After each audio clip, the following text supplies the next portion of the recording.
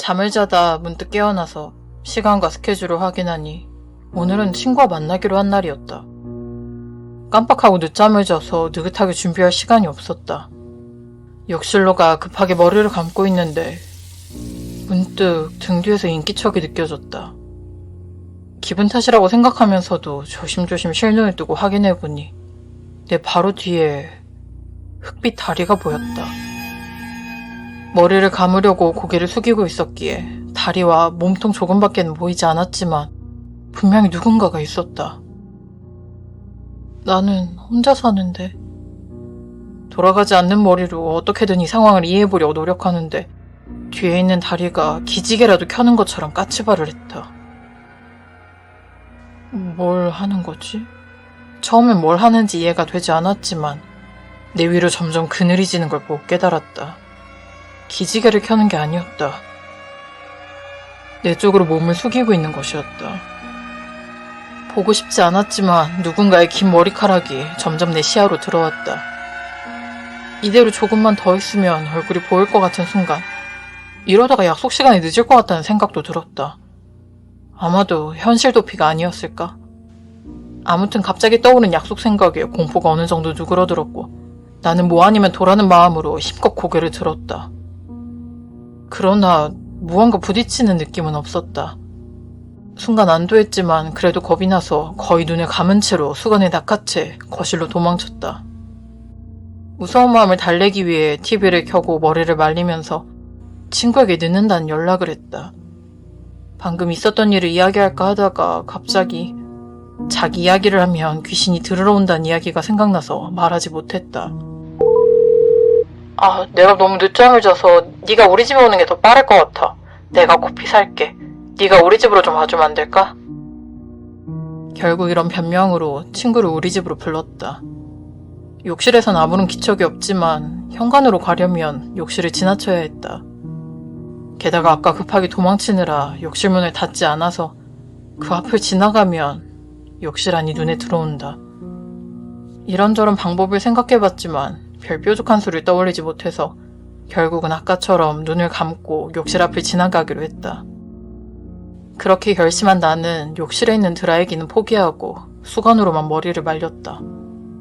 나갈 준비를 하다 보니 벨이 울렸고 거실에 있는 인터폰을 확인하니 친구였다. 나는 마음을 굳게 먹고 손에 짐을 들었다. 욕실 앞에서 눈을 감고 손으로 더듬어 현관에 도착해 서둘러 문을 열었다. 현관 앞에 서 있던 친구가 허둥지둥 나오는 나를 보며 웃었다. 야, 그렇게 급하게 안 나와도 돼. 그러더니 내 왼쪽 뒤에 있는 욕실 쪽을 보면서 말했다. 안녕하세요. 그 순간 친구를 보고 안도했던 나는 두려움에 잠겼다. 친구를 거의 밀쳐내듯 밖으로 나와 서둘러 문을 잠갔다. 방심하다 갑자기 밀쳐진 친구는 무슨 상황인지 이해를 못하고 멍하니 있었다.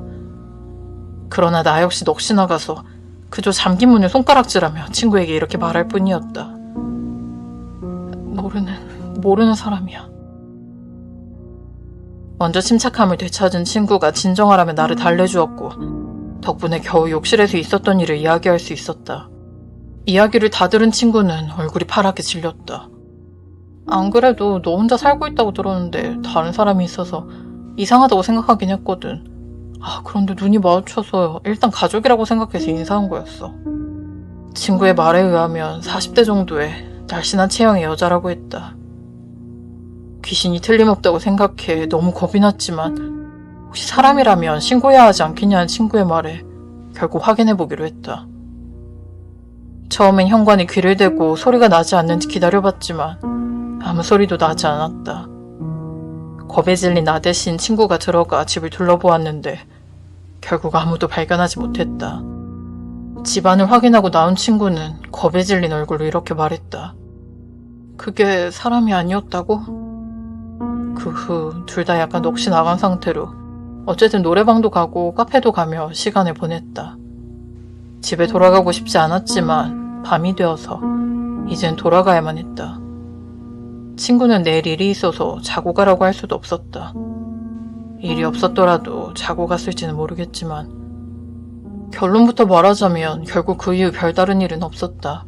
한두 달 정도는 계속 생각이 나서 무서웠지만 다시 그 여자를 본 적은 없어서 지금은 다시 평범하게 지내고 있다. 그런데 신경 쓰이는 점이 있다. 가끔 택배 같은 걸 현관에서 받을 때 상대방이 순간 시선을 욕실 쪽으로 돌리곤 한다. 굉장히 신경 쓰이지만 여자가 있다는 말을 들으면 어쩌나 하는 마음에 물어보지는 못했다.